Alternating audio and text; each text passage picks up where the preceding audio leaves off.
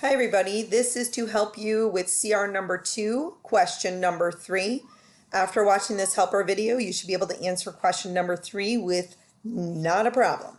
It says look at the number line. Notice we have E, F, G, and H on the number line. Notice that 0, the value of 0 is right here in the middle. I'm just going to change colors on this.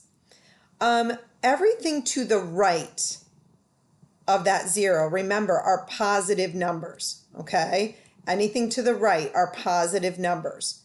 Anything to the left of 0 are my negative numbers, okay? Those are my negative numbers.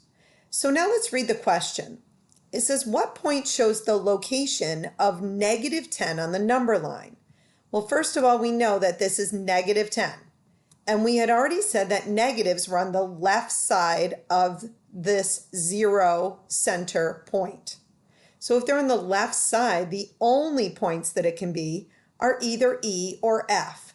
So right away, I can cross off G and I can cross off H because those are both positive. So I'm now going to look at E and F. Well, remember, when we work with negative numbers, we start with -1.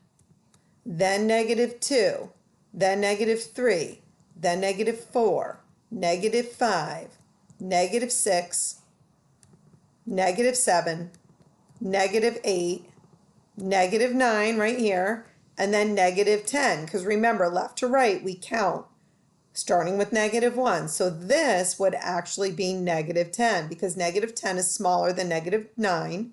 So it's to the left of that. So remember, left means less, right? So -10 is less than -9.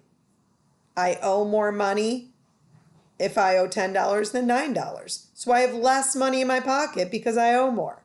So -10 is actually point E, which is starred here. So good job. Good luck.